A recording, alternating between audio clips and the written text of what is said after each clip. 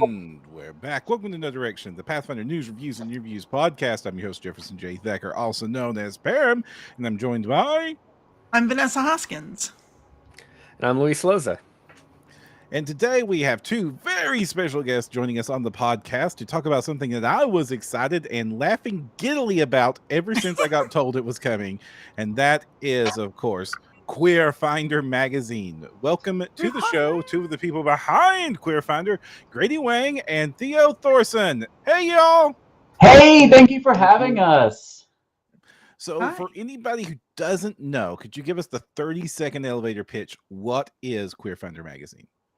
So Queerfinder is themed as an in-world travel magazine published in Galarian, and it's just focused on adding all sorts of queer content from fiction to more mechanical things like NPCs and stat blocks and items and also like location settings that you can drop in, like in the case of the first issue, kind of focusing more on queer bars and kind of safe places and things like that.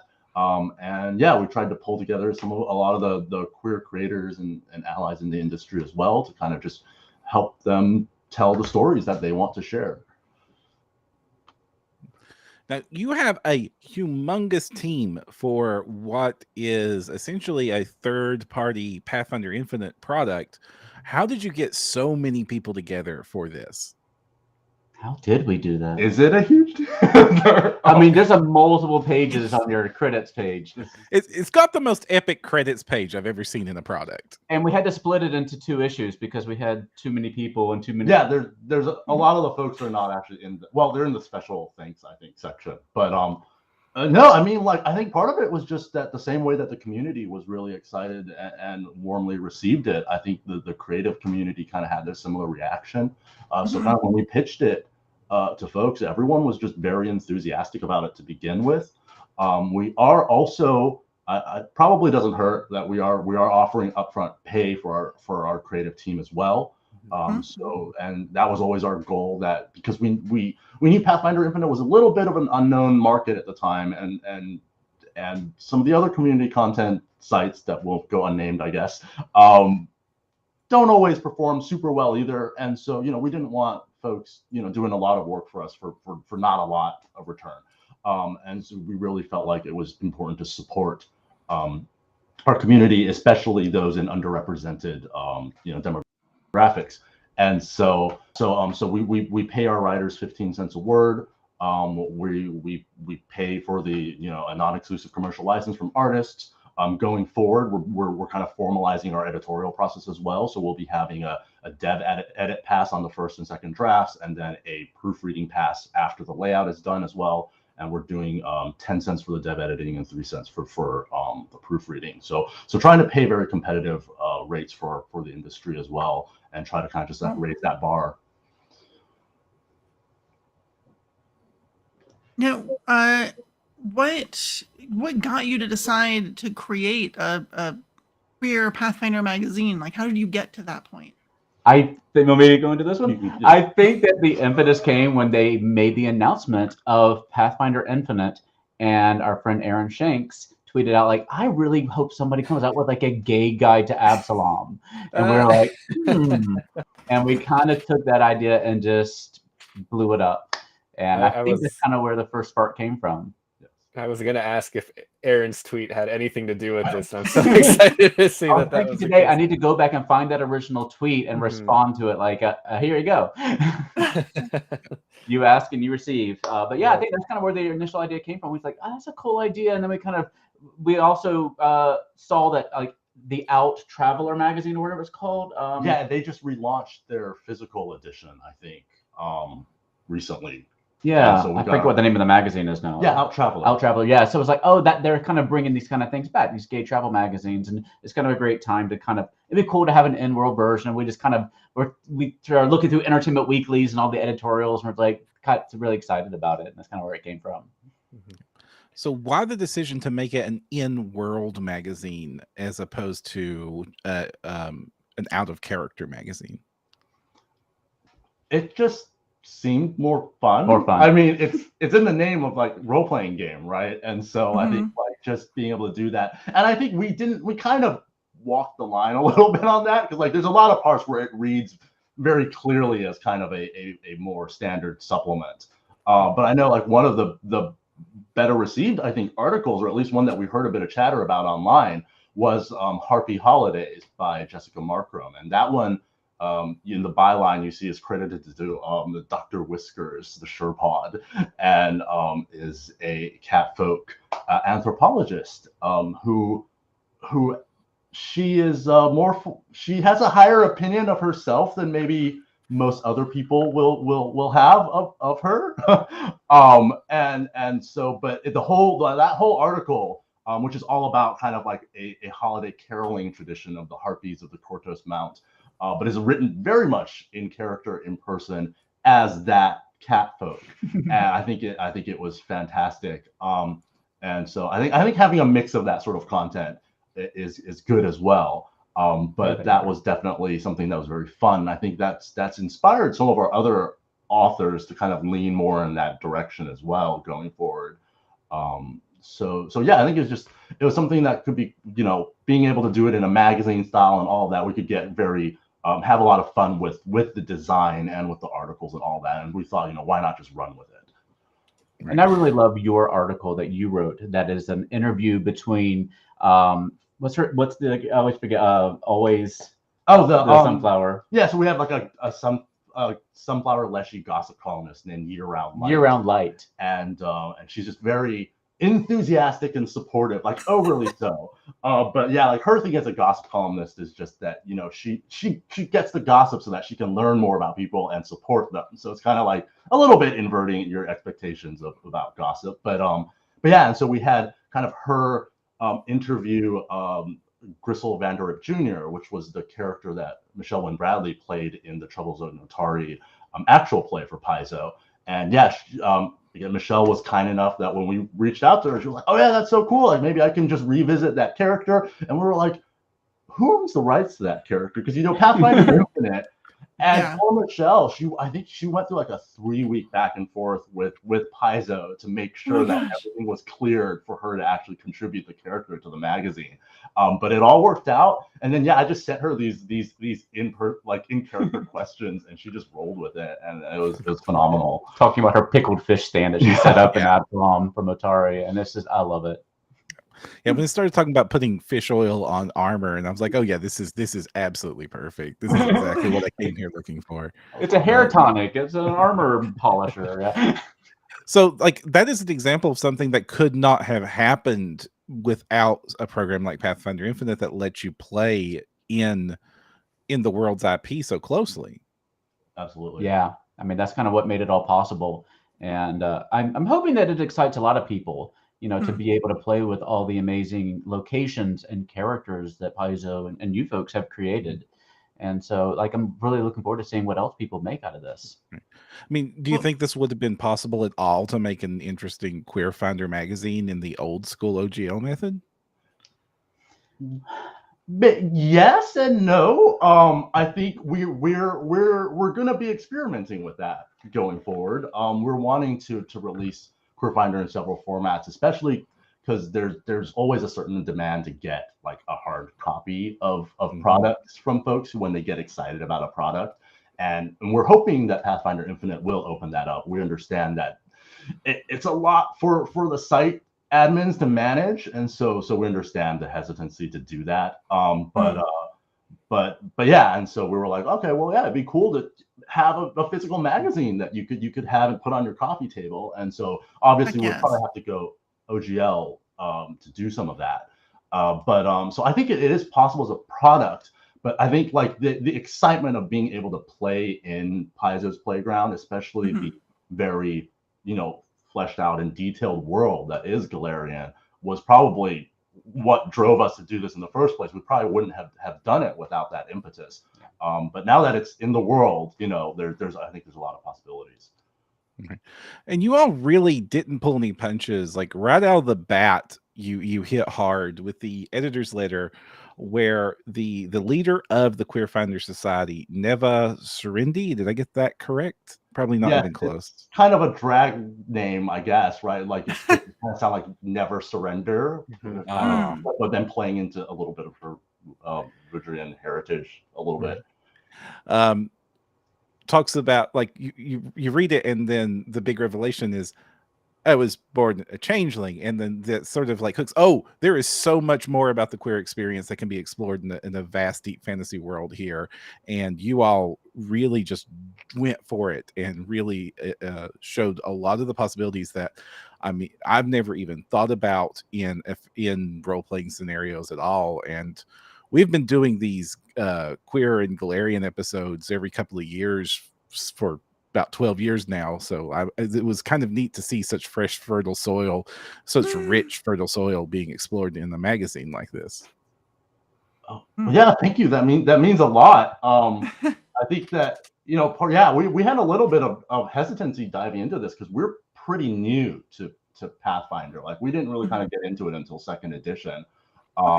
And so there was always a little bit of concern that we were like, oh, it's such a detailed world that what can we do that either hasn't been done or are we going to accidentally like do something wrong or conflict with something? And so it's really it's good to hear that we were able to kind of have some perspectives on it that maybe haven't been repeated a lot already, and that and so I would encourage, I think, anyone else who maybe has similar fears to just go ahead and dive into it anyway, because like I think and the Pathfinder community has just been nothing but supportive. Like I feel like it's a very like warm community and welcoming of kind of new voices and new ideas, and so that's been just really, really cool to experience. And then we had veterans coming and supporting us, like one Vanessa Hoskins, who I feel like we buried the lead here a little bit, has contributed an article to this. Yes, I have. That I think is super amazing and is one of the ones that you do some things that I think are very trans affirming and just amazing. And they're one of my favorite articles in there. You've got the art behind you there. You kind of see some of the art. Hold on. Framed by your Cut chair. off a little bit by my chair. But it's on page 30 there, Perram, if you want to pull that up. But I wrote an article about the Festival of Mirrors, which is a holiday I invented actually to flesh out the religion of Arshay, who's sort of the queer deity. Like they're definitely transy, but also very very queer and like gay, homosexual forward, because it is very much like be who you are, love who you want. You are free to do what you want to do and don't let anyone tell you otherwise. And they're just such an important deity in the setting, and they're mentioned, but they don't really get like the spotlight ever, because I think they're important for the setting because in a polytheistic society like Galarian, a deity like that would certainly exist, but probably not the center of intrigue and adventure like you would see all the time. So it was really fun to explore what that religion might look like and what a winter holiday might look like for that deity. So. And I love what you did with it there too, in letting people reflect on the outside how they feel on the inside, and kind of giving even mechanical ways of doing that, like a tonic they can take to show themselves as they see themselves, which I think is awesome. And I also kind of paired it with the idea of this reflection of, I know for a lot of trans individuals, that moment when you see your real self in the mirror and you finally look and say, yes, that's me, is such an important one. And so I wanted it, and I was thinking about like, oh, what's wintertime? And wintertime is ice, and ice is reflective. So I have this like enchanted walls of ice that come up that show yourself as like you would really, you really see yourself. And you see that looking back at you. And I think that's such a wonderful moment for people to experience that sort of gender euphoria of everything. And then, of course, there's an elixir that you can take then just to transform yourself for the evening and have fun and party and not have to worry about it. And then if, it's also one of those things that if you like your experience, you're like, yes, I want to do this more. Well, there's a way to make it permanent too. And it's just kind of fun. It's heartwarming. Although I have to say, it was funny because when you approached me, I remember I don't think the idea of having this be an in-world magazine, like written by in-world people, was like being explored yet. And so I was so excited to write this. I got the assignment, I wrote it, and I sent it to you. And about a week later, I heard like, oh yeah, it's an in-world magazine. And I'm like, I didn't. Okay. So it's maybe a little out of place, but anything I write for you in the future will be more in line with that. No, it's perfect. Yeah. And I think the other thing that is worth noting is that, you know, it's kind of like a side story, right, for your broader fictional universe on Pathfinder Infinite for Vellum and Lace. For Vellum and Lace, yeah, a little bit. I needed people to attend this party, and I'm like, well, why not include my original characters? Why not make it kind of a cameo for them? So I didn't name them by name, but they're in there. Everybody loves crossovers. Yeah, like I Yes, was like, that's let's make the whole an expanded universe sort of Yeah. thing. And I think that was super cool, and that makes it very in world as well in a different way. So yeah. We have the show in Bradley, and that's another thing too that I think is really cool. Is a lot of the articles reference some of the same characters who are visiting different locations in there, and so you do see some crossovers. And in the future issues, in this one we have a character that we're teasing that's going to show up a little bit more down the line to complete their story with the Puppet Bar. Yeah, and the kids, and so we have some plans for the future for those stories. So yeah, puppets are so cute. Yeah, I feel like personally I missed any kind of announcement or call for like authors or anything for this. I missed like this even coming together in any capacity. So it was just a great surprise when suddenly, hey, look, guess what's out? Queerfinder, right? And it was amazing. So I'm kind of interested. What was the process like to get everyone pulled in on this, you know, not just the authors, but artists and everyone else. And then what was that collaboration process like? You know, were there people asking like, I want to do this, or were you just assigning specific things for the articles? What was that all like? So yeah, I apologize. A lot of the secrecy was driven by my fear of rejecting people, and so like not that we would reject you. I wouldn't have tried to take any part of it. I was just like, oh, this just kind of happened out of nowhere. We would be honored to have you contributing. Yeah, absolutely. Or like, yeah, anyone else, you know, feel free to reach out to us. We're definitely kind of trying to expand the scope of the project now. But you know, I've always just, you know, like, because I know that like at least in the past, like some projects have put out these calls, right? Sure. And you can get a lot of interest in it, and especially when we're trying to pay up front, we knew that we had a certain budget that we could hit, and so we didn't want to just do this, get people excited, and then just have to say no to so many folks, and so I kind of just started out more as kind of just reaching out to individual folks who I knew had expressed interest in this sort of content.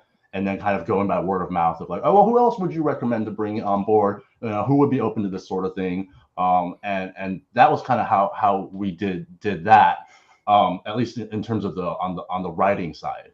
For artists, it was a lot of some of that, but also just kind of going on Twitter and searching hashtags like kind of for Portfolio Day and searching for, you know, like queer artists and kind of and TTRPG, and just finding folks who had previously posted, you know, commissions or talked about things, and there were others that I was already following who I really loved and just hadn't had a chance to work with them yet. Yeah, we got Mike Cadralis that's in the chat here, who is all over Pathfinder Infinite as well with their art. Yeah, and with he does a lot of the stock art for like the gender bent gods and some of the notable NPCs in the setting and things like that.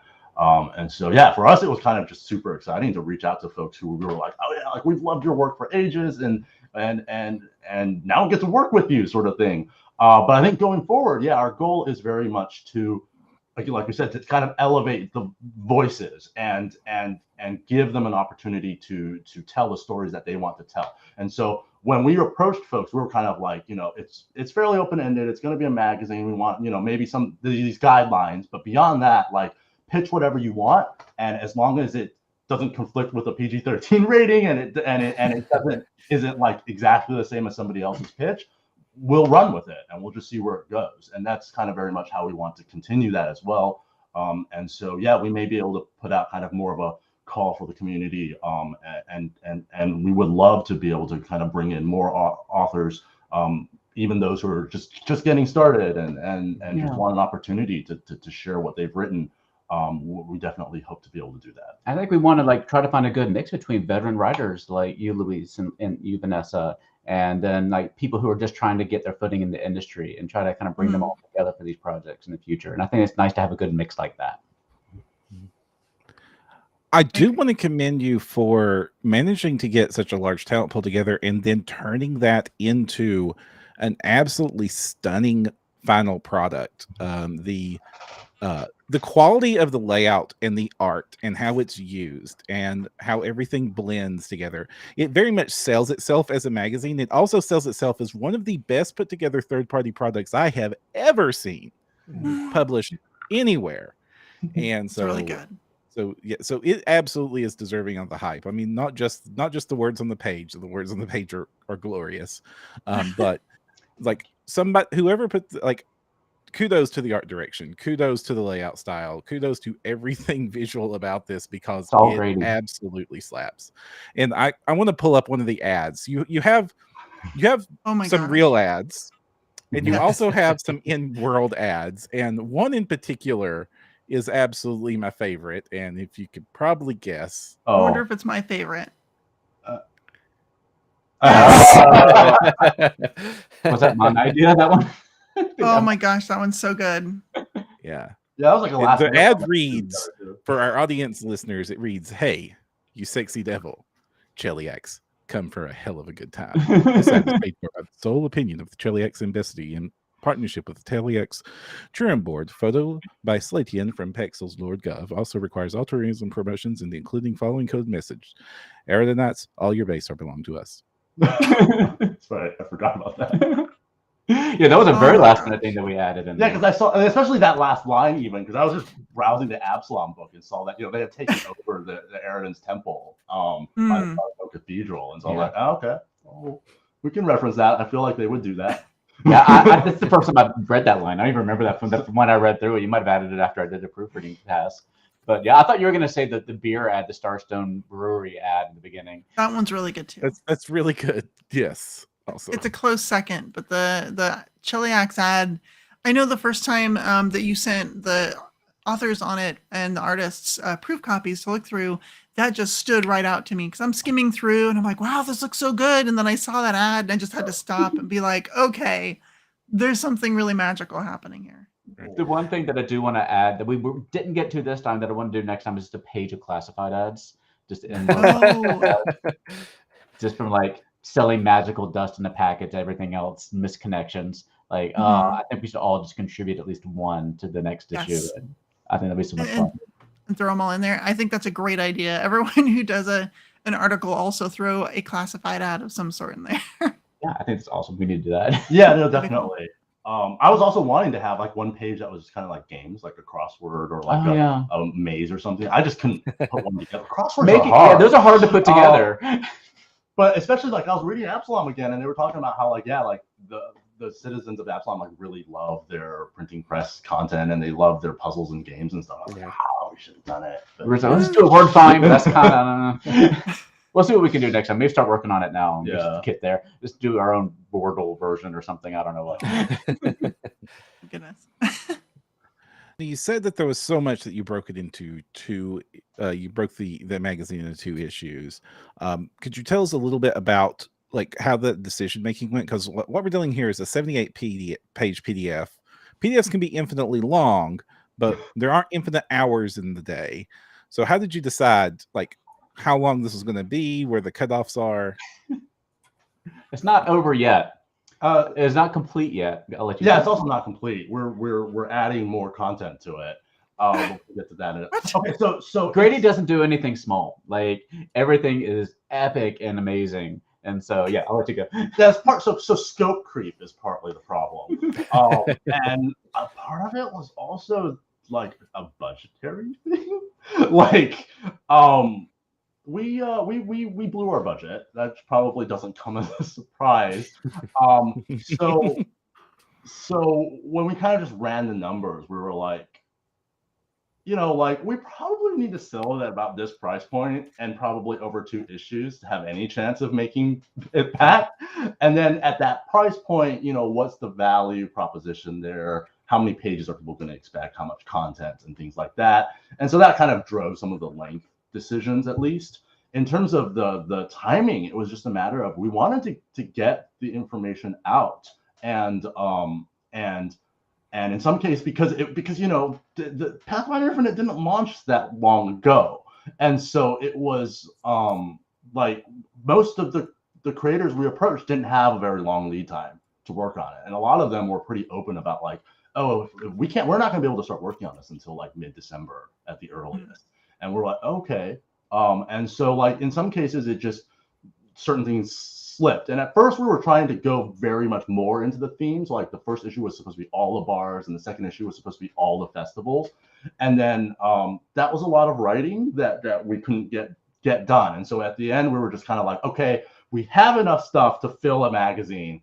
We're just going to grab everything that's ready and let it out in the world because a lot of it is too awesome to hold on to. And that's ended up being what's in there. So I think we actually have more bars in issue 2 than issue 1, even though issue 1 is the bars of Absalom. But yeah, There's never too many bars. So many bars. That's funny. Though we actually did skip one of our traditional questions here on the No Direction podcast, which is when we bring on some new interviewees, we like to ask, hey, what got you into gaming and how did that lead you to where you are now publishing games? I think I think I can address this one. I think we kind of came in through board gaming, and our first introduction, I guess maybe our first introduction to TTRPGs, we played the Lords of Waterdeep game, board game, and then a buddy of mine when I was living overseas tried to play Dungeons and Dragons with me, and it was before we had things like online games like the Critical Role or any of those shows to watch and see what these really look like. And so I didn't understand what I was supposed to do. And I don't know if he did a particularly good job of describing it. So I didn't quite get it. And it wasn't until we started seeing people play it in person. And we used to go to PAX South. And at every PAX, they would have the Acquisition Incorporated. We watched them play. And so like, oh, that's kind of what it looks like. And then we started watching Harmon Quest from the guy who made Community, and we're like, oh, so that's kind of what it looks like. And then we kind of got excited about that. And once we started being able to wrap our minds around it, we kind of made the leap from board games into TTRPGs. And we started like really we got our friends together and started doing a little home game and kind of fell in love with it and fell in love with the storytelling that was involved in it. And Grady's been a writer forever. And so it was a great opportunity for him to write some of his own adventures. And I have a little bit of like acting experience in my past, like game mastering, and I like acting and I like organizing. And so planning and organizing was the game master, I feel like. And then we had the creative mind over here, and I think we made a pretty good team kind of getting started. And then we started our channel. We have a Gallant Goblin YouTube channel where we primarily talk about minis and adventures. And we need to have both of you on, Luis and Vanessa, to talk about some of the adventures you've written on there, because I like to do interviews with the creators to kind of talk about your adventures. And you'll both write a new one like every other month. And so we have a lot to talk about. Not nearly that fast. Every time I turn, like, oh, it's another one from Vanessa, it's another one from Luis. And we did that primarily because you also have a background in movie making. And so we had all this equipment. We wanted to kind of get some experience making films and making video products. And like, why don't we just kind of do a YouTube thing? And we did it in a way too, because all the minis that are out there, we love minis and terrain and all that stuff. And it was really hard because a lot of it, we didn't know what it was we were buying. There weren't good review channels out when we started our channel. But we'll fill that niche. We'll show people the minis so they can see what the minis are before they spend their hard-earned money on them, because a lot of them are in random booster boxes.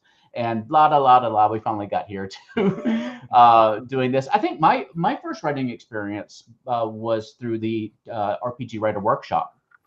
Yes, so it's been rebranded under the Storytelling Collective by Ashley Warren, and it's called they have like a Write Your First Encounter in a month now too, and then they also have a Write Your First Adventure in a month, and I think they target like 2,000 or 4,000 words they really clamped down on the word count because there were too many people like me who would try to write 100 pages Oh, and not gosh. finish in a month because who knew? But yeah, that's been fantastic, and we've been telling them that they need to approach Paizo and add a Pathfinder path because they have like a D&D path, a Call of Cthulhu path, and then kind of just a generic OGL path. But they've been like Chaosium kind of worked with them to develop that line, and I think they're trying to build up their community content program as well. But yeah, no, like Ashley is just this incredible mind for like organizing, work-life balance as well. Just like how to work better, not like make it a grind and not make it a hustle. And just very insightful, very good at uplifting folks in the community as well. I think there's a lot of writers entering kind of the TTRPG world now that kind of got their first start trying out that workshop and realizing that, oh hey, yeah, like I can write too, and I can make my ideas into something and then put it out there and sell it, and people like it. And you've now gone from taking the class to teaching in the class too, because you talk about the layout that you did for Queerfinder, and now you're kind of teaching other people how to do something similar. I'm one of the instructors currently, but my lesson is kind of just, we created a template, and we wanted it to be something that didn't distract from the lessons, because it's really about writing. But like everybody wants to make sure that it looks cool, right? When you put it out, like that's part of that magic when you publish. And so yeah, we created one that primarily for like Word, but also like a slightly lesser featured version for LibreOffice, so that there is a free open source option as well. Just it's lesser featured just because it has a different capability set than Word. But yeah, so there's kind of like, but it comes out with kind of the nice headers and a page background and some formatting that's kind of fairly easy to use just by clicking the styles and things like that. And just to give the folks something where they can just copy paste their text in, click a few buttons, and make it look like an RPG book.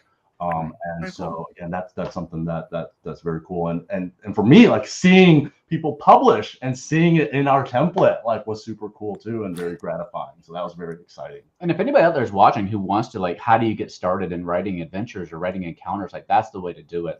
It is not so expensive. There's scholarships if you're also struggling with money, and it's very structured and will give you all the tools you need to be able to publish your own thing. And it's fantastic. That's fantastic. Yeah, and I'm really glad to hear that you got involved providing a layout template, because I think that's kind of underlooked how important that is in gaming right now, especially in the third-party self-publishing. Because as much as we say don't judge a book by its cover, if your book looks sloppy, and it doesn't have to look amazing, if your book looks sloppy, then people are going to think you didn't care about anything else that's in the book either. Yeah.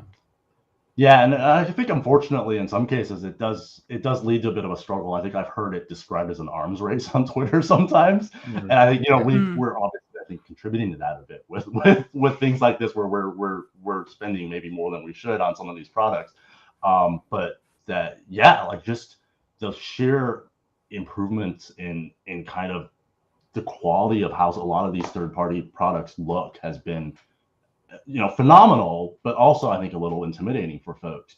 I do think that, like you said, though, as long as it looks presentable, I think that good writing will still stand on its own. And I think that word of mouth and that's why it's also very important to leave reviews on products. Yes, that you please enjoy. leave reviews. Yeah. I definitely do want to lean on that. I said doesn't look sloppy. I mean, it doesn't have though it wouldn't hurt if every RPG looked as good as Queerfinder looks. I mean, that'd be great too. But speaking of success and looking good, you all have been top of the charts on Pathfinder Infinite. You all have managed to get the silver bestseller status. How do In you all less than a week? Yeah, it was fast. How do y'all feel about how this has been received? How it's been doing? It's amazing. You never really know how it's going to be received until you put it out there. Like, you can always hope or you can think, but when that actually happens, it's always just kind of this moment that it feels almost unreal. And so yeah, no, we're so thankful and appreciative to the community, to the support we've gotten. Just even just the folks like retweeting it. Like I think like just that announcement for us was like by far our best performing tweet we've ever had on Twitter. Like usually we're bad at out Twitter. there, and we're terrible at Twitter. And just, like, usually we tweet and we like lose followers. But so yeah, no, it's just been very encouraging, I think, as a creative too. Like, you know, like you don't even have to spend money on a product. Like just sometimes just saying something nice or even liking something that a creator says like really means a lot. And so we really appreciate all the support we've gotten. Yeah, just seeing a couple people, like somebody did a little Twitch stream where they just flipped through it and gave feedback, and I just sat there. I think that was a time too where, you know, maybe I don't think I'm alone with, like, a lot of creators have their kind of ups and downs, and I think I was having kind of a down night, and I just got into bed and opened my phone and watched that fellow go through the issue, and I was kind of in my heart worried that he would, you know, find mistakes or not like things, but he was just effusive in praise, and I think that improved my mood 100% probably the next week. Just hearing somebody watching through it and seeing it and they liked it. Just like, yeah, all that little feedback is just so great. Yeah, it was Dustin, actually. He's a blogger for it's Dustin. And he blogs for no direction too. So that's right. Yeah. Yes, Dustin's true. We love Dustin.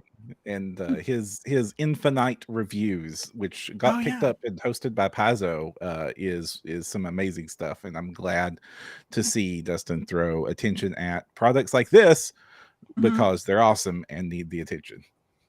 Yeah, that was awesome, and I appreciate it so much. I just wanted to point out how amazing the maps are. I didn't even do a product that had a map, but looking through, there are all these really amazing, high quality professional maps, and it wasn't like, oh, here's a map on Map a Day that we threw in, you know, and credit. It's like, no, everything's custom, and everything is just so beautiful. How did you find cartographers and everything? Like, how'd that process work? So I assume the maps you're talking about are done through Incarnate. Which is a tool set that's available out there. You can pay I think a subscription to get licensed for the maps, right? I think it's like $15 or $25 for an annual subscription, and that gives you commercial use. It's free if you're just using it for personal purposes. But yeah, so like in this particular we are hiring cartographers for future issues. There are two really if you want to talk about, because Theo's the one who made these particular. If you want to talk about that, I might. You can go grab something? Well, is it too late to send you graphics? You can send them to me over on the Discord. I'll grab it. Or you can do it on your phone. Yeah, and so Incarnate is a great little tool set, and I think it was toward the end of the process of making the magazine, Grady came up to me, he's like, we need maps. And I was like, and he's like, I got an annual subscription to Incarnate Go. And I'm like, and like, here are the descriptions of the rooms. And I was like, I have to learn how to use this. And so I just spent half a day like finding YouTube tutorials and trying to figure out how to use the software. And that's what I was able to make after like literally half a day learning the software. Like the software is so good. And like being able to they look really good. Thank you so much. But yeah, it's all that software. And so like if you're looking to make some maps for whatever, like just even your home games, like you can do some awesome stuff in there that you can then export and use on your, you know, your virtual tabletops or what have you. And they look phenomenal. And the lighting effects, I think, are what really do it. You can put layers of lights on different color lights. We have like an underground Cobalt dance club next to a bathhouse down there. And I was really proud of that one with like these kind of glowing trees all around. And so, yeah, it's I appreciate that. It was a lot of fun to make them too. I kind of enjoyed that part of the process. And as much as like Incarnate is great, it still takes a bit of talent to make something great in Incarnate. So do not diminish the work you did on this. They look great, and it's because you were a talented person was using a good tool. Well, thank you. And I will say that some people I was given a like drawing of the map itself, so some credit goes to them too for the layout and the things they designed too. Yeah, so Allison, the author for that article, was like they just when they submitted their first draft, there was like all 3 floors done in like paint. Wow. Sent to me. I was like, okay, you are that is the gauntlet has been thrown now. I guess we have to do maps now. So what are we looking Yeah, at? that Grady? doesn't surprise me. They're very professional. So if they're doing a place that has like it's a location, they're going to give you a map because that's what we've been trained to do by our Paizo masters is to always draw a map out and send it with the turnover. And seeing those original maps that you all put together, I love seeing them because it's like, oh, this is really awesome MS Paint work, and it turned into something glorious later. Yeah, no, it was great. It's the scale and everything. But yeah, so we have pulled up here. This is a preview of issue 2. So we got Saga Mackenzie was one of the first cartographers that we brought on board. And so this is for the Party Barge, which is supposed to be a femme only pirate ship bar. And where's the picture from the characters? Did you send that as well? Oh no. Okay, that's this in and around Absalom? Yeah, this is sailing in the harbor. It just sails circles in the harbor because it's just a party bar. Oh my gosh. And to be appearing in the future on Vellum and Lace, I'll work it in. I don't know how, but that has to be. Sure. And so and like you saw like they have like all these amazing like side art for on top of the maps and things like that, and they've just like so we got to work with Saga on Uncaged, which is a whole other anthology project that we can dive into if you want, but we don't have to.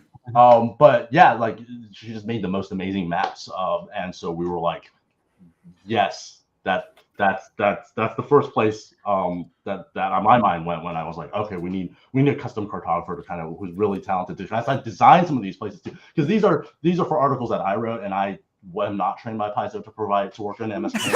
I had no idea what to do. I was just like, can you draw a boat and put things on it? And yes.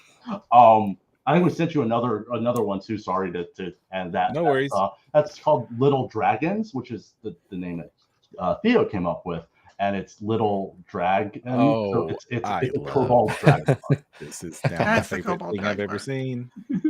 So that has links back to the Cobalt Discotheque in Lodovico Street in that article by Allison. So we're gonna have like them like hire the Cobalt from their article to come and do pyrotechnics in this dance club drag bar that was independently created. It was a great minds think alike. Everybody loves kobolds and fireworks. Yes. And neon colors. But it matches our background here. Yeah.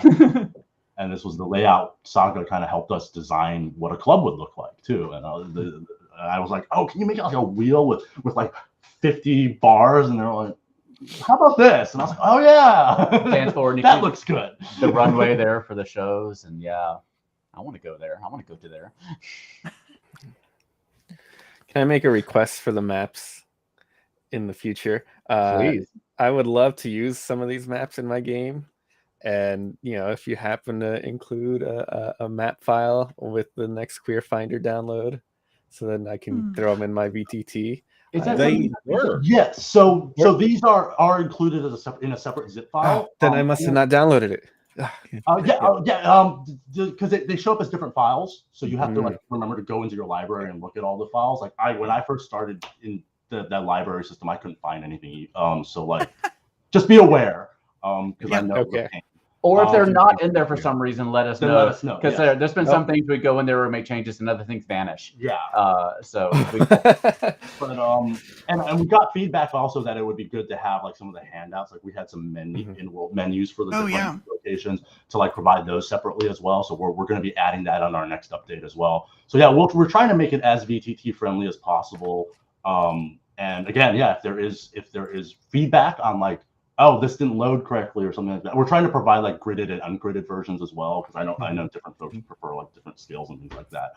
But as always, feedback, like we anything that we can do to improve it. And speaking of the future and improving, this is what can we expect from issue 2? And is there going to be an issue 3? So currently, so issue 2 is a continuation, but we've onboarded some additional folks who who we tried to steer them to issue 3, and they were like, "No, we love Absalom." So, for example, Anne Richmond, who's worked with the Glass Cannon podcast, is going to be contributing a festival / kind of location for Desna in issue 2, and then there's going to be a lot of there's so much stuff. Satine Phoenix has her what is her shop? It's called A Flame and Fire, and it's a boutique fashion clothing shop where all the clothing comes with stats and things like that. And so we wanted to have kind of her persona in there as the NPC selling the wares, and she said, "Well, I don't want it to be me. I want it to be the love child of me and Cher." And so we have the love child of Satine Phoenix and Cher, who's going to be the NPC in that particular location. But we started getting some art in on that, some sketches, and that looks exciting very much to me too. Yeah, and then we've got a lot of other Paizo freelancers too, like Michelle Jones is contributing an article expanding on the Zonzon doll tradition for Crystal. Oh my goodness! Oh, I love that one so much. Yeah, it's so heartwarming and slightly creepy, but heartwarming too. All the best heartwarming things are a little bit creepy. Yeah, and then Isis is contributing kind of like an Ace Arrow fortune teller who ironically helps other people find love. Sweet. Yeah, no, it's a cool idea. I am not representing it in the way it should be, in all its glory. But we got a lot of stuff. And issue 3, we're trying to kind of keep pace with Paizo, even though no one can really keep pace with your release schedule. No offense. There are just the two of us for we're trying to review your products, and we're 5 months behind, and we're doing 1 hour video where we try to briefly touch on everything that's come out in the last 5 months. I'm pretty sure we have books by both of you that we're going to be talking about in the next video we're making. So issue 3 will be Alkenstar. Speaking of Vanessa. Oh, right, hey, very cool. The Alcazar. So we want to kind of, piggyback on your talent and show some other sides of Alkenstar. Very cool. Which I think will be a fun, after Absalom, just a whole different kind of vibe, which I think will be a lot of fun. We're hearing a lot of talk about cowgirls in our Discord right now. Yes. And this would be a good time to remind everybody that we record each of these episodes live in front of a Twitch audience and also now a YouTube audience. So if you are watching this live, feel free to get your questions and comments into the chat, and we'll be picking those out throughout the show. We've actually already snagged a couple, but if you got any questions for us or for Grady or Theo or anything about Queerfinder or Gallant Goblin or those really cute kobold plushies, do let us know what you've got. You have a kobold plushie? Kobold plushie, yeah. He's got his little hedgehog down here. Hold on, we need full screen kobold plushie. There we go. That is adorable. Oh, I have to buy. We are bringing these to Kickstarter sometime later on down the line. Koboldplush.com if you're interested, and we love them. They're all kind of interchangeable. You can kind of take their stuff off and give them around to the other ones. And change our clothes. I've always got a little crossbow you can just take off and put somewhere else if you want to. So, yeah, we're looking forward to this. We like cute stuff over here at the Gallant Goblin. Oh, our bard is so cute. Oh, bard with a little harp. Aww. Let's switch out the instrument to a little scarf. Kind of reminds me of the scarf from Rent in a way. Oh, I was thinking, I thought it was the Fourth Doctor when I saw it. Oh yeah, a little combination of what's that actor's name from Discovery? Anthony Rapp, yeah, well, Anthony Rapp.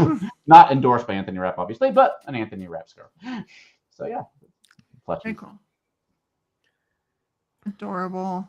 Thank you.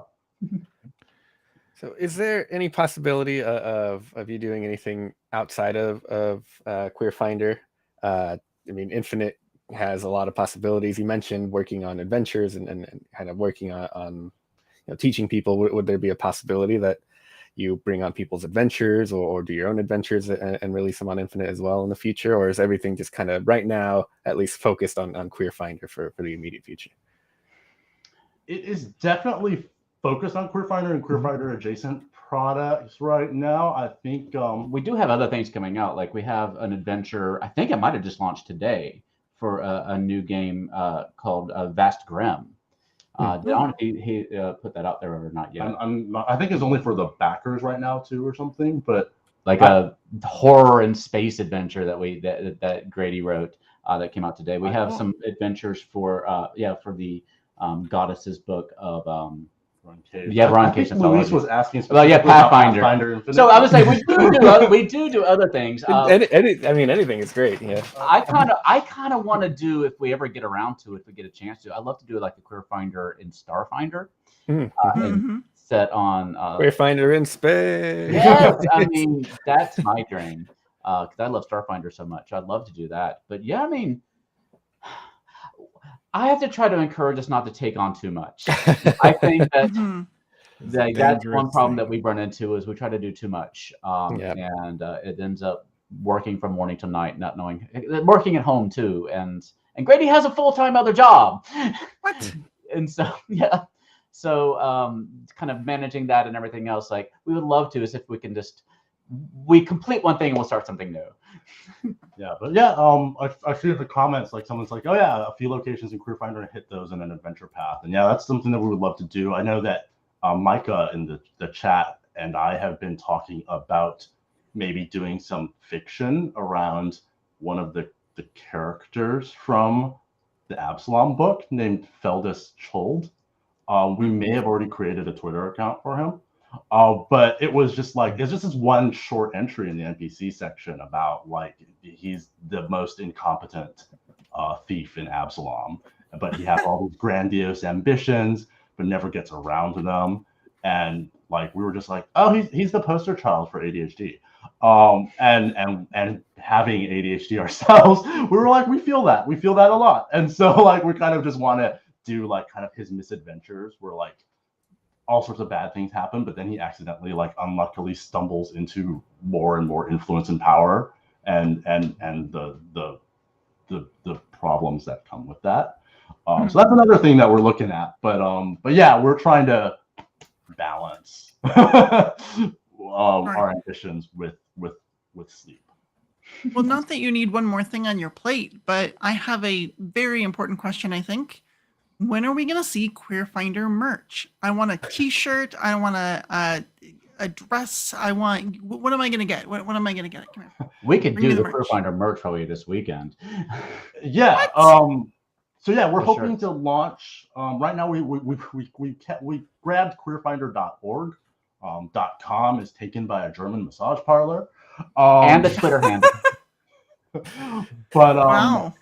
But we feel like .org is still, like, we know we had some concerns about, like, does that set you up as like a nonprofit, or is that like misleading? No, but we're like, yeah, but we're also like, I think it is good. We are trying to make it an org. Like, I think we're hopefully trying to make it a somewhat community oriented website. We're still looking into how to build that, and also like, you know, some legal things like about not wanting to be responsible for some of the content on there, like, you know, like some social media, you know, like where we have to balance that. But yeah, we're hoping to launch that, and one of the things that will launch with that site soon is going to be some merch as well, and I think that we will be able to at least do some kind of like the print on demand kind of shirts and things like that. Like, you can, we also have like our own embroidered like polo, and we got a Cobalt Investigator. We did Cobalt versions of all the like different classes and all the different games as my investigator. Oh my That's currently on our homepage, gallantgoblin.com/shop.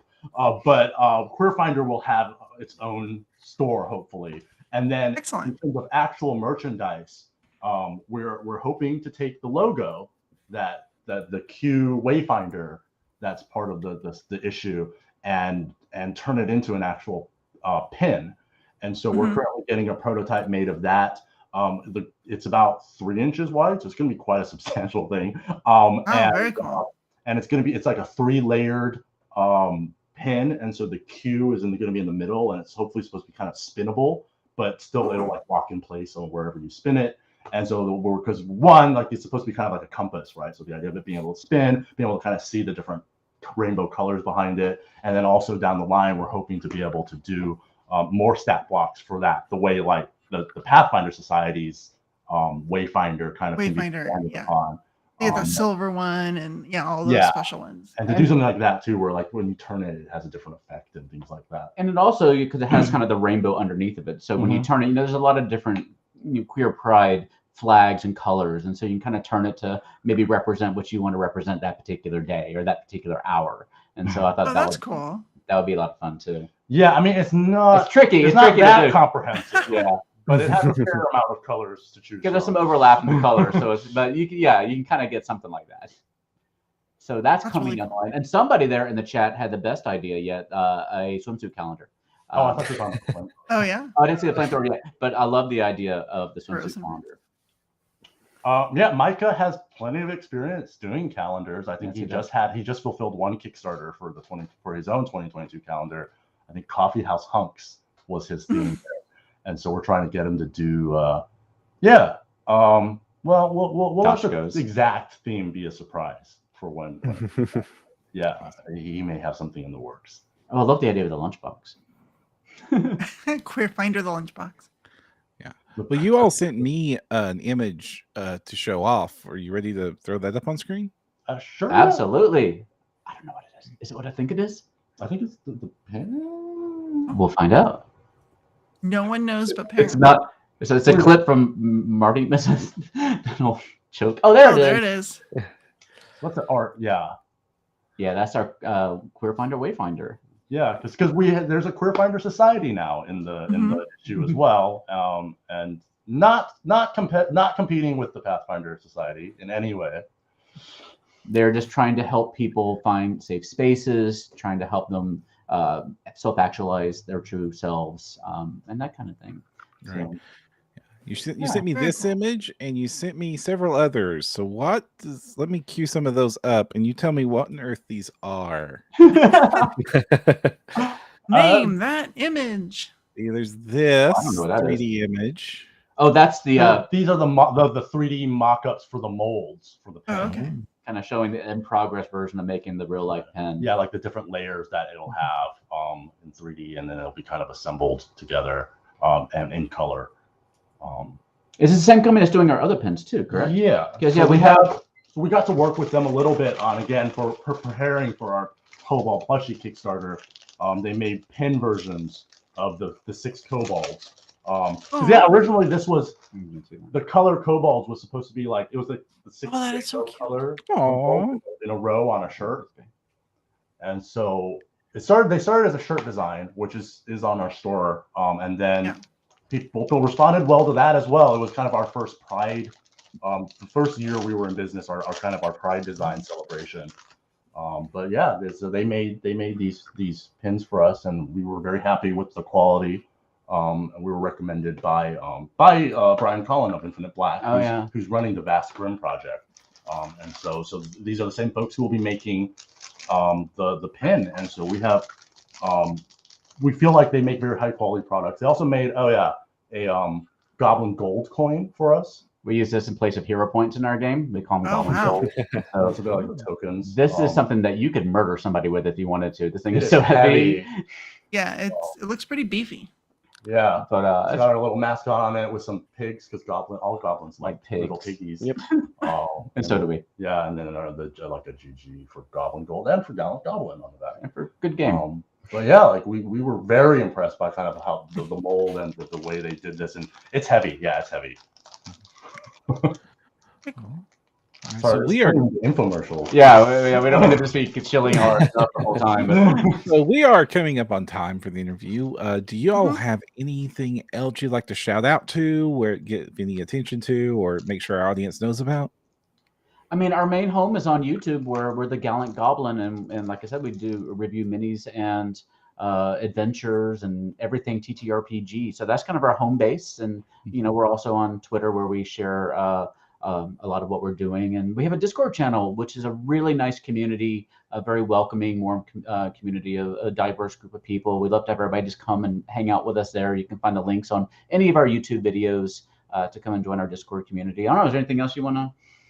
No, and just that, we appreciate the support for Queerfinder, and queerfinder.org hopefully will be up, and we're really going to try to make an effort to really showcase our contributors and our community and kind of open that up a bit. And anything you buy on Pathfinder Infinite, on any of the merch, like the intention is that all profits from that are going to funnel right back into the future products. We're hoping to be very transparent about all of it. We'll probably have trackers on the site kind of showing like how much we've made from different sources and then how much it costs to produce various things.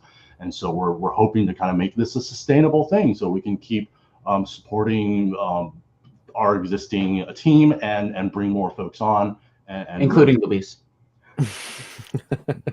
And so, yeah, we really appreciate that. And thank you for having us here as well. Awesome.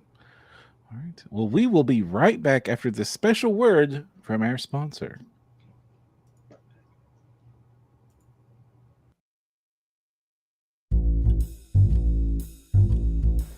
I'm Stan, that weird game designer cartoonist guy with the exclamation point on his name, but that's not important right now. I'm here to tell you about my latest Kickstarter project, Bugbear PI. It's a hard-boiled urban fantasy detective story that'll be serialized and delivered in 10 chapters. And I mean delivered the old-fashioned way. Each episode comes in the form of a chapter card sent to you through the U.S. Post Office, so you'll have something better than just bills and ads in your mailbox. A chapter card is like a greeting card, except instead of a cheesy little saying, it has a full-color illustration and the next segment of the tale told in nail-biting flash fiction. The Kickstarter ends on February 15th, so don't just sit there twiddling your thumbs. Check it out for yourself at www.newstandproject.com. That's www.newstandproject.com. And tell me I sent you. You know what I mean.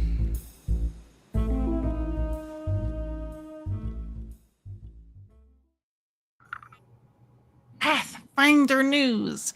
Pathfinder News! Pathfinder News! Pathfinder News! In the Pathfinder News segment, we talk about what is new and happening in the Pathfinder and associated universes. And this week we have something that makes me so happy. Luis, you made me so happy today. I've been begging for this book ever since James Jacobs came on the show and hinted that he'd like to do it one day. And I don't know who's involved in this. I just got to see the cover. But Luis Loza, tell us about this wonderful, amazing, dream-fulfilling book that just got announced for the fall. Perram, last time we did Pathfinder News, you asked me if there were any other news that you could think of, and I said, I don't know, check back in with me in 2 weeks. And Yes. Wouldn't you know it, here we are, where I can finally talk about the Lost Omens Travel Guide, which is the next book in the Lost Omens book line, right after the Knights of Lastwall book. This book is, as you've talked about before, something that started originally as the Almanac in-house. It's a thing, actually, I wanted to do. And wouldn't you know it, once I pitch it to people, James Jacobs says, oh, that's that thing. That's that thing we wanted to do forever. And in my head, it's the guide to everything that someone who isn't an adventurer would know about life in the Inner Sea and life in Golarion. So it covers everything that is things like daily life, like your everyday life schedule, the kind of clothes people wear in rural settings, the kind of clothes people wear in urban settings, talks about different foods, different festivals.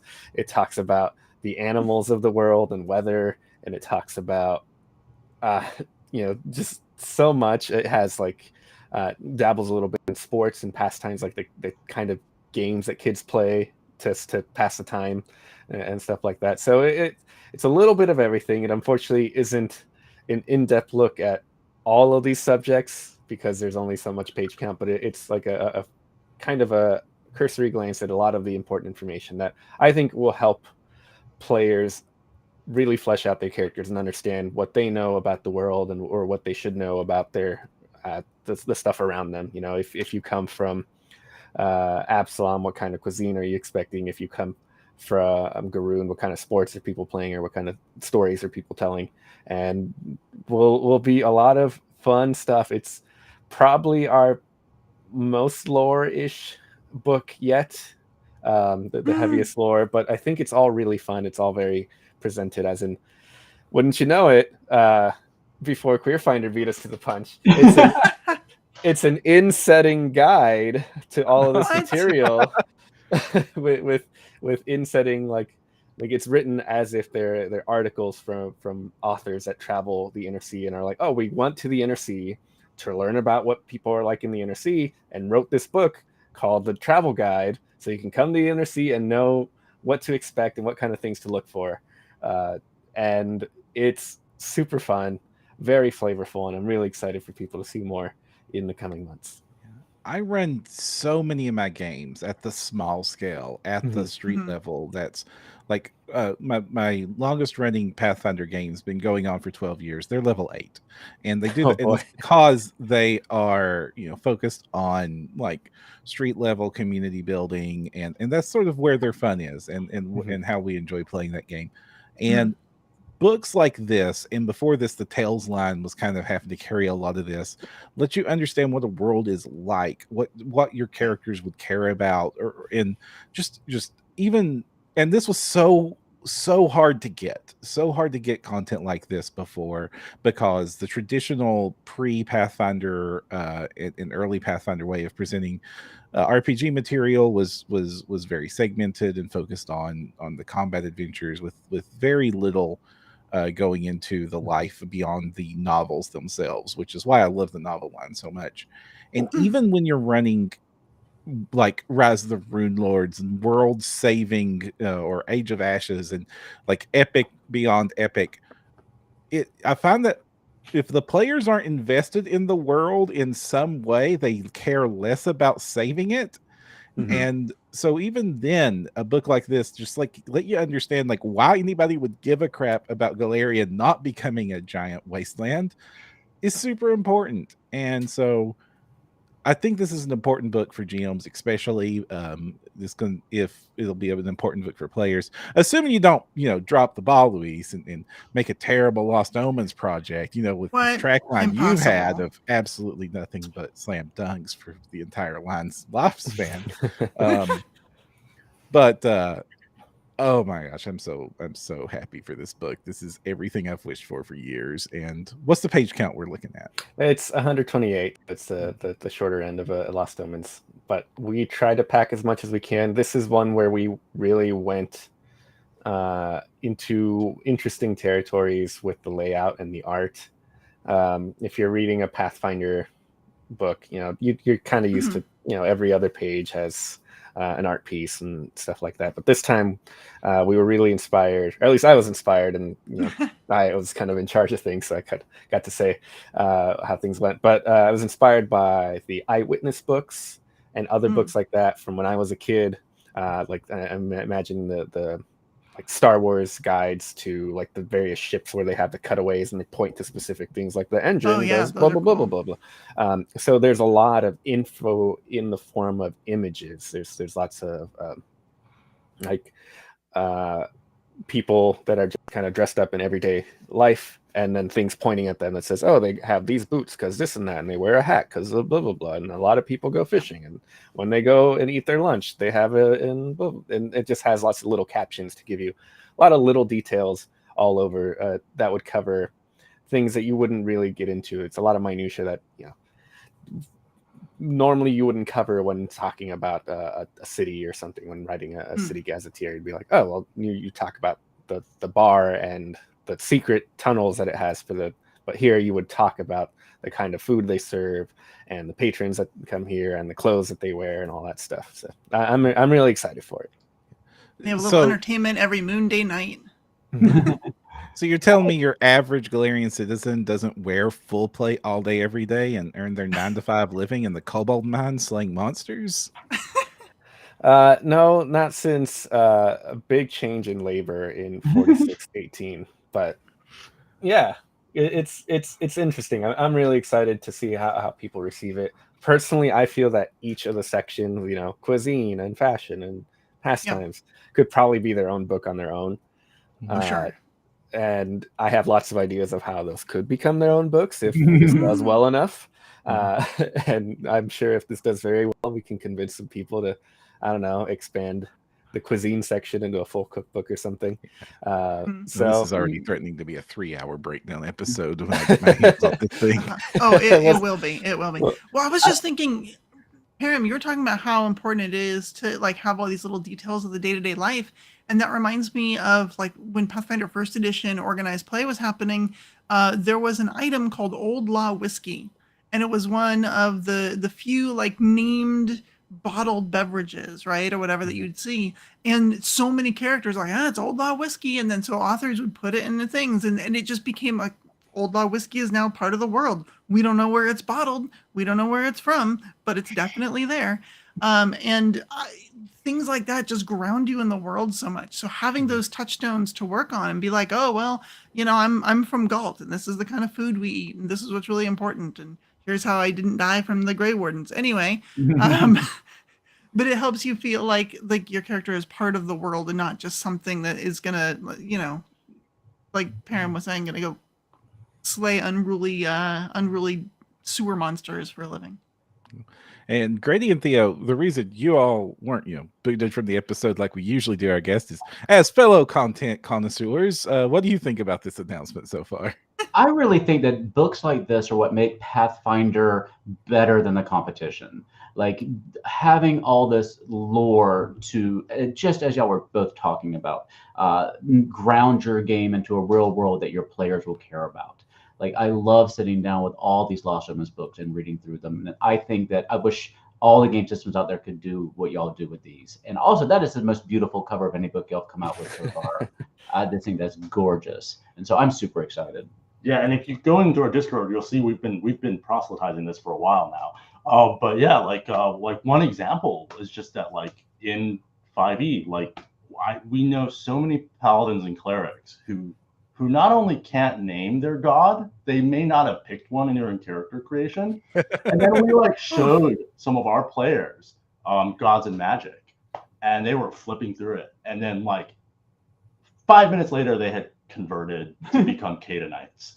And they were obviously making up sayings that they could use that would reflect their religion and how that would influence the way they behaved and what their characters would want. And we're just because you gave them a hook in there and the details they need to make this something that feels like a lived-in world. Yeah, and I think this is going to be so great for players who are going to be able to make their character feel so much more alive and part of the world. And I think that's amazing. I can't wait to get my hands on it. We've got a question from Dungeon Novice. Louise, you might be able to answer this one. Is the top half the Swallowtail Festival? Sure is. We have the Swallowtail Festival, and we have City and Antambu in the lower left, and just one of the big old carvings in the Five Kings Mountains in the bottom right. The idea being, it's a travel guide. Here's all the pictures of cool spots you can go see. I don't believe it. It's a Pathfinder book, and you put a dwarf thing on the cover. It doesn't track. I am cool with dwarves, so it's fine with my books with dwarf on the cover. After you know what? 12 years, the shorties are going to get their chance. I'll get you a whole cover with just a dwarf on it someday. not just a third of it. We'll do last time that happened was Dwarves of Galarian. Mm-hmm. Okay. Now I must put an elf on the cover of that one. Let's do it. No, dwarves. It wouldn't have surprised me. All dwarves all the time. All right. So do we have any early idea of who's writing this one? The product page has the list of all the wonderful authors for that, including There's a product page for it? There's a product page for it. Let me throw the link. No, that's fine. I'll find it. You talk. No, I have it already. Written by Rigby Bindell, Dana Ebert, Dustin Knight. Hey, Dustin! Aaron Lassino, Ron Lundeen, Stephanie Lundeen, and Nara Nadavid, Dave Nelson, Jessica Redicop, Nathan, help me, Renicky, Mikhail Raccoon, Aaron Roberts, Simone Salih, and Diego Valdez. That's a list of names I love, and also full disclosure, a lot of people that are staff members on No Direction. A lot of staff members of No Direction. Quite a few. Confidence level of this book went way up. Yeah. It's been fun watching you talk about Oh, I'd love to see the almanac again and just sitting here like, yeah, wouldn't that be nice? Luis is over there sipping his tea. Mhm. When did you start work on it? Oh, this book has been in production for a while. I think it started. So actually, let me tell you real quick. This is a book that I had lots of ideas for. It's been kind of reshaping itself a lot over time. It's just too much content that I wanted to put into 128 pages, unfortunately. So there was a period where this was actually going to be on the schedule to come out last year, and we had to kick it down the road a year just to like get stuff in place and together, because it was hard to figure out what we wanted it to look like, what kind of content should go in there. This is not a book that's going to look like anything you've ever seen in the Lost Omens line before. There's obviously going to be pages where it's just like, oh, like here's 2 pages, here's a nice little picture of a gnome in the corner or whatever, like you're kind of used to. But then there's going to be different page layouts that are just brand new stuff, like some of those cutaways that we mentioned. That's not anything we've really done before. So figuring out a lot of what that looked like and working with our art team and the rest of the people working on Pathfinder to figure out what kind of stuff can we even cram into this without blowing the book up into 600 pages or whatever, even though I think that'd be just fine. Was a lot of work, so we kind of had to sideline it for a little bit. And I think this ended up becoming what came out. I think this ended up getting swapped out for Monsters and Myth or Grand Bazaar or something in that slot to do those books instead, to give us the time we needed to figure this out and put it on the schedule. So it's been being worked on for quite a while. And I'd say I think the writing on this started back in October, a little before August, September-ish area, around last fall. So yeah, just another secret that I always have to hold my tongue about when talking about anything Lost Omens. Because we kept Cindy Lorlock saying 2023 Lost Omens, no direction staff, just writing whatever. Mm-hmm. Wow. So yeah, I'm super hyped for this. I'm surprised this was a surprise. So good on you, Luis. And wow, awesome. So we have another little bit of news. This one of the non-standard sort. Mm-hmm. Paizo now has a HR person. At last. Luis, At last. help us. Well, we have I think her official title is Director of People and Culture. Yes. But she's our HR person. Her name is Maggie Gallagher, and we're all excited to have her on board. She's got kind of from what I can tell, she's got a heck of a track record for her working to push towards inclusivity and just making things all the more progressive at places that she's worked at before. I haven't worked directly with her too much just yet. I'm lucky that I haven't needed to go to HR for anything at the moment. Though I probably could go bug her about like, what about my 401k? Sure, just ask about a 401k like you do. Yeah, just the typical water cooler talk that you do. But yeah, we're very excited to have her on and excited to work with her in the future, and especially to see just how she helps Paizo in the future. I'm sure she's going to be doing great things, and just the first step of many towards improving Paizo as always. Right. And so one of the important reasons that this is important is that Paizo is not a small company anymore, and hasn't been for a very long time. And once you get to a certain size of company, not having someone in charge of just the people side of that company gets to be a little bit dangerous. And I've worked with bad HR people, and I've worked with great HR people, and everything in between. But I can tell you I've had way more horror stories in situations when a company needed to have an HR person than when they had one just about every single time. So and having an HR person on its surface, this is start where I get into my yay pro labor hat gets put back on my head. So understand if Luis can't comment too much further on some of the things I'm saying is HR doesn't always mean great things for the employees, but I can tell you that not having an HR person in a big company is a lot more dangerous for employees than having one, because one of the things that HR people are supposed to do is to protect the company. That includes from terrible decisions from management that can get the company into really bad hot water. And not having an HR person means that those sorts of things can happen. And some of the things we heard about happening at Paizo, let's just say, I think might have gone better if there was somebody that just was like, wait a minute. Let's think this one through. Yeah. So this is obviously one of the first things we've seen since some of the issues that have come up earlier around Paizo and the Paizo accountability movement and then the Untitled Paizo movement. And I do not know what involvement the Paizo union has had in the addition of someone from HR to the ranks, but I am definitely hopeful to see more improvements and more directions towards stability and happy staff over at the Paizo crew. And she also, from what I can tell, has a strong background in DEI, diversity, equity, inclusion. So I think that's going to be good as well. I know Pathfinder has been on this grand journey from maybe we should have some queer stuff to now a lot of the Lost Omens books and all sorts of stuff just has just tons of queer characters and multiple types of representation.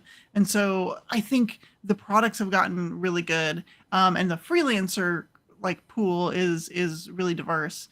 But hopefully they'll help the actual staff members continue to become more diverse as they have in the past several years and just continue trending that way. Right. And just from a fan perspective, like us being able to see ourselves reflected in the adventures is something that's kind of new in the industry, I feel like. And so seeing that good representation just makes us feel like we're welcome at the table. And so I know it's good for the company and the employees, but it's also good for the fans. And for those of you listening that might not understand, hey, why are we talking about this? Because it doesn't seem like they're going to be involved in the creative side of the creation. I mean, they're almost certainly not going to be involved in the creative side of deciding what goes into a book. But having a workforce at Paizo that feels secure and safe and not abused and miserable at their jobs every single day means that we're going to get better books. Because I know that when I'm treated badly at a job, the thing I don't think about is, oh boy, how great of a job am I going to do for that boss that hates me? And so if we want to continue to see wonderful, high quality products come out of Paizo, we got to hope that the people at Paizo are taken care of. Here. Yeah. All right, and that brings us to we have one more thing. There's the Kobold. Two more things. So related. Yeah, one more thing that just came up actually. So Number 18 reminded me that one of the things I wanted to talk about is the United Paizo workers on February 3rd said that they just had their first meeting with the Paizo leadership team, and that they quickly agreed to ground rules for negotiations and are looking forward to continuing discussions. So even though we know that collective bargaining can be kind of a slow beast to go, things are progressing, so that is good news. And it sounds like United Paizo Workers is excited about the direction things are going, so that is also good news. And in lighter news, we have the level 20 game from Gale Force 9 for not Pathfinder directly, but based off of Pathfinder, has officially been announced with a blog article and some nice pictures of what we might actually be doing. And to understand the theme of the level 20 board game, you are a kobold and just enough experience, and you're worth just enough experience that these level 19 adventurers need you to get to 20. Survive. And they show up and they're like, I need 5 experience to get to 20, and you're all worth 1 experience each, so I'm gonna hunt you down and kill you. Oh no! Perram, you said it was a lighter note. What's going on? In the You spirit of unionize the cobalt kobolds. murder isn't what you all do on a Saturday night. Actually, this is kind of grim, and they got Shaylin It's on a the little cover. grim. It's like, oh, what? I've never seen this. Is like those horror games, like Dead by Daylight, but starring the Pathfinder crew. This is not a great concept. Oh well, You're gonna get Balros going through slaughtering kobolds. I need to get to level 20. I want my capstone. All right, so it definitely Should be looks fun, good. though. I'm expecting Yeah. great things from Gale Force. They've done some games I've appreciated in the past. Like I said, they did Battlefield Star Galactica, one of the best games out for board games. It's definitely one of the best social deduction games, and definitely fits the theme. And also in their past partnerships with Dungeons and Dragons, they produced some amazing concepts, some high quality minis, some really cool tokens, the best GM screen you've ever seen. So I hope that this does well and partnerships with Gale Force continue to flourish, because they're one of the booths that when I used to go to conventions, I would make sure that I spent a lot of time at. And now I will have many Pathfinder shaped kobold reasons to do so. And it looks cooperative-ish. Like one of those we're all trying to survive, but maybe the way I survive is to push you in front of the adventure and run the other way. But it also looks like you could play it as we are all going to survive. We're all going to stick together and get out of this. So I kind of like that. I really enjoy cooperative board games. So If I remember like right, like Battlestar, that you think you're all on the same team, but maybe somebody's a Cylon. Which one of these kobolds is secretly a mimic? If I remember right, they put a link up to the rules somewhere, so you can actually start reading those rules now. And the way things play out is there's two ways to win. Either you manage to hurt the egos of the fighter that's coming to kill you enough that they just like, actually, I can't believe I'm getting schooled by these kobolds. I'm just gonna leave. Or you manage to actually deal enough damage and or be the last surviving kobold, because they had just enough XP. There were 6 of you, but they only needed 5 XP, so they killed 5 of you, and you were the last survivor. Jeez. Oh no! So I think there's definitely either let's do cooperative, let's work together, let's push back against the fighter, or hey, I just need to outrun the other kobold. Yeah. All right. And that brings us to the end of the news sections. We will be right back shortly with the wrap up and shoutouts. Wrap-ups and shoutouts. Wrap-ups and shoutouts. Wrap-ups, wrap-ups, and shoutouts.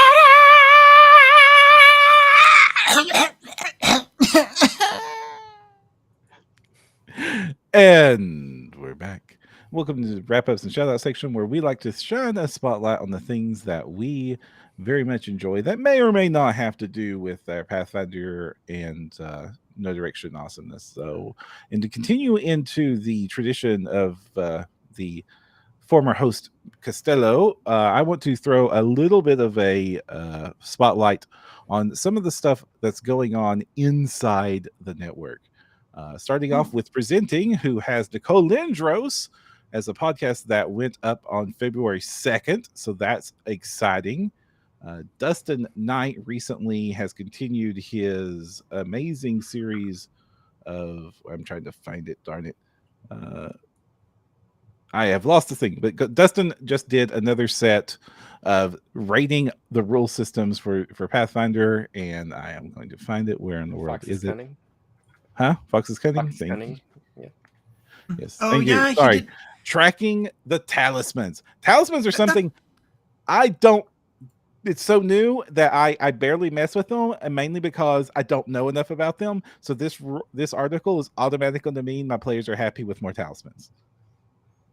So go ahead.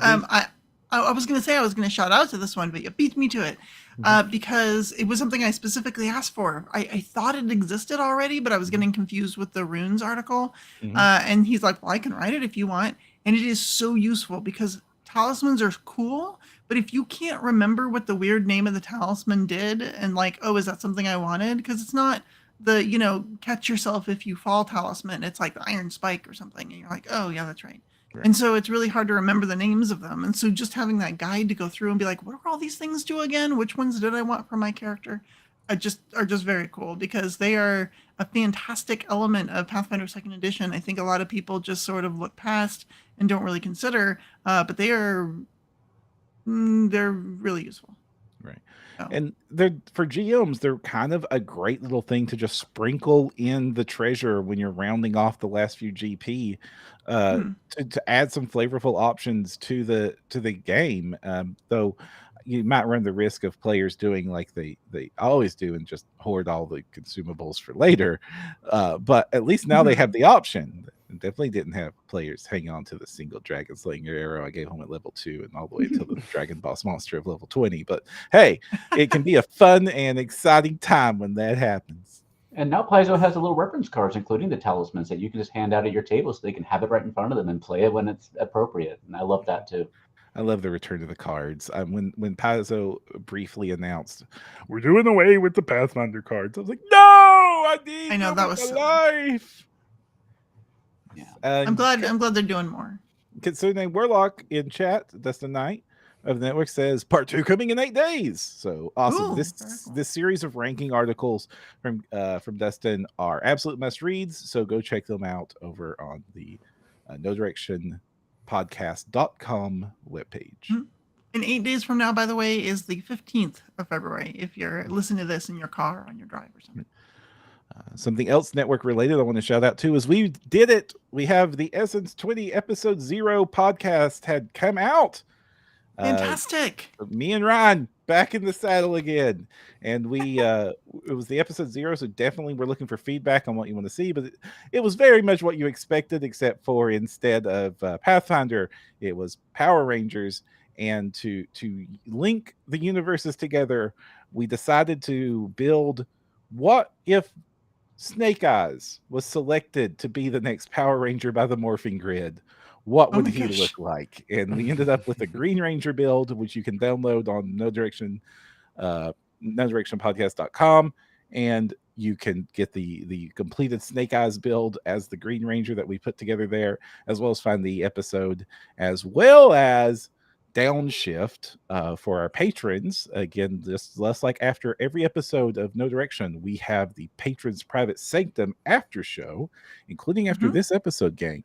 So do hang out if you're one of our patrons. We will be doing an after show over in Discord. We did, and the patrons had helped pick the name, and so Upshift is the podcast and Downshift is the after show. Very cool. Anything you want to shout out to, V? Just one thing. So Roll for Combat, it obviously has done RPG Superstar.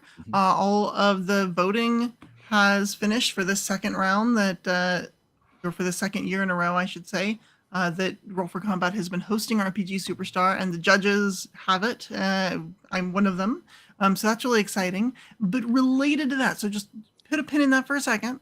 What I really wanted to shout out to is the amazing art that is showing up in these books, specifically all the other Battle Zoo books. So if you saw the first bestiary that came out from last year's RPG Superstar, really great stuff. Well, Stephen Glicker has just expanded this into, he's turning into a publisher is what he's doing. And he's publishing it all under this title, Battle Zoo. And I can't believe I can't. All the things I'm seeing, the art is beautiful. I got to see a bunch of these like dragons from the upcoming Dragon's Ancestry book, and I am just blown away. Right. It looks so cool to play a little like not a dragonkin, not a kobold, an actual dragon adventurer. It's just cool. Got Mark Sifter involved with it full time now, I think. Right? Yes, and Mark Sifter's working full time. When that was announced, we arranged for a special interview with Mark Sifter that's worth checking out. If you haven't yet, go back into the previous episode. As an Direction special, we spend about an hour or so chatting with Mark and Stephen about the movie, and we show off lots of the art of the dragon ancestries. My favorite, of course, is Sir Dragon Investigator PhD. That's amazing, and I like the idea of that. And I am hype with a lot of the stuff they've told us they're working on, and a lot of the stuff that I am hoping to get to play with. So yeah, they're doing some amazing things. It's an example of a team that works really great together, deciding to continue to do work together, and also being supported by someone willing to actually get a good team together and make sure they have the funding they need. Luis, anything to shout out to? I think I'm gonna toot my own horn here just a little bit and Yay! say, hey, Valiant is back. Yay! We had a break during the holidays where I couldn't edit episodes because I misremembered what files I had saved on my external hard drive, so I couldn't bring them with me on my holidays. But yeah, Valiant is back. If you don't know Valiant, it's the first 2E actual play on No Direction. I don't know if we've had more since then other than one shots. Just one shot so far.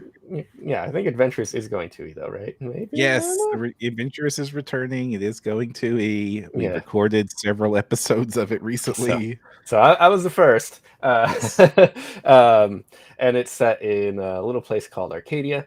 And it includes the wonderful likes of people you might have heard of, like Owen Casey Stevens and Rob Pontius of No Direction, and of course other things, I'm sure. And of course, we also have Avi, who's an editor at Paizo, and Jessica Redicop, who's a freelancer. Great team, people. Just a fun show. It's all Wild West themed. Got guns and grit and magic and fun stuff going on there. So check that show out if you haven't. And then the other thing I wanted to shout out to, it's tonight's the night where we shout out to Dustin over and over and over again. Oh no! Because I wanted to bring attention to all the great work he's doing with his Infinite reviews. Where if you hop over to twitch.tv/Kitsune Warlock, or I guess if you have the official Paizo Twitch as well, you can view him through there. He's hosted on there on Fridays, where he talks about all the great stuff on Pathfinder Infinite. There's just so much stuff on there, and the fact that he's willing to take the time to talk about that, give his opinion on all of those is just it's amazing. It's a real service to the community to have someone like him doing stuff like that. It made my week for sure. Yeah. My last shout out is going to be also to something a little bit selfish, but hey, if you're interested in miniatures or 3D printing, I do another podcast called Print Your Games, which is all about 3D printing for RPGs, war games, tabletop games, board games, technically card games, if I can find some cool things to print for card games. And anything going. We just did an interview with Titan Forge, one of the absolute behemoths in the 3D printing space. Slavik, who is the CEO and creative director, came on the show and just gave us like a full hour and a half of just amazing concepts of how Titan Forge works, how they do their art, what goes into being a company in 3D printing space. It is like a must listen to episode. And tomorrow we're doing another live episode where we're going to talk all about bases, because bases are surprisingly difficult to print, and you need to, and knowing enough about, also I'm going to be providing lots of links to some of the best free ones out there, as well as some of the best paid ones. So that'll be tomorrow's episode. But hey, go check it out. I really like this podcast, and I'm doing it with Kristen from Lost Spheres, and it's a great time. All right. Anything else before we bounce? One more selfish one. Yes. So I should mention, last episode we talked about Vellum and Lace almost having their third issue. That has been out now for 2 weeks, and it's pretty good. So I'm pretty happy with it. It's called The Wounded Woman, and they go to a bar.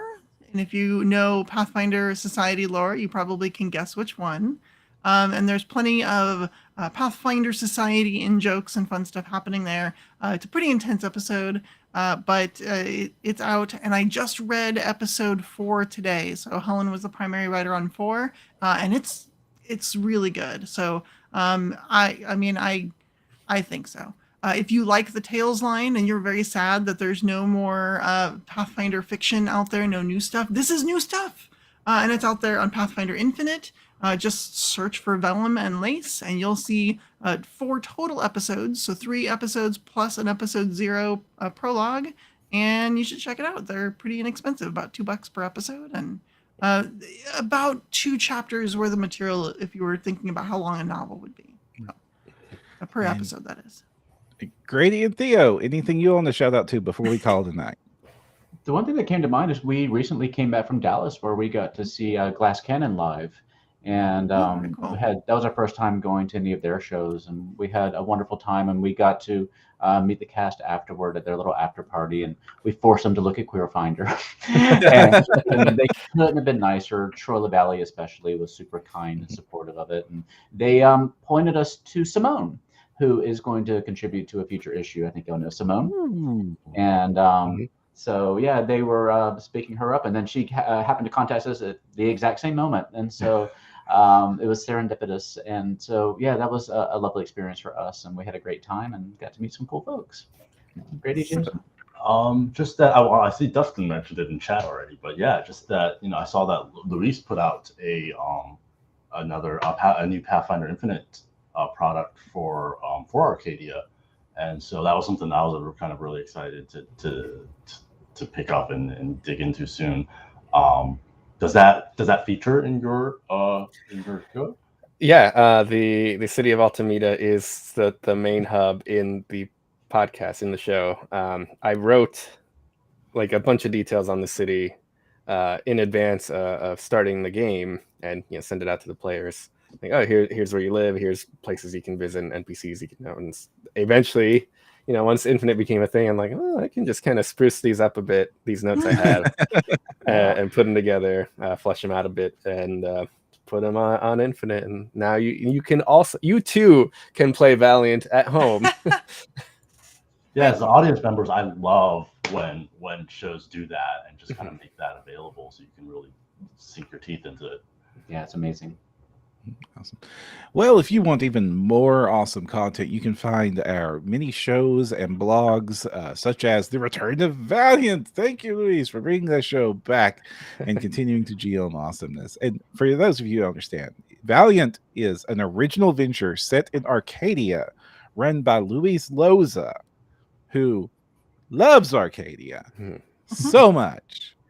And it is an absolute treat. You need to go check it out if you haven't already, and it's a wonderful show to catch up on, as well as our many other blogs, podcasts, and other material. You can find that over at nodirectionpodcast.com. And none of this would be possible without the support of our patrons, which we appreciate extremely. Without that, we would not have been able to grow the shows, grow the network, and continue to produce the content for free for you all. And if you are indeed a patron, do not miss out on joining us after this show for the Private Sanctum After Party.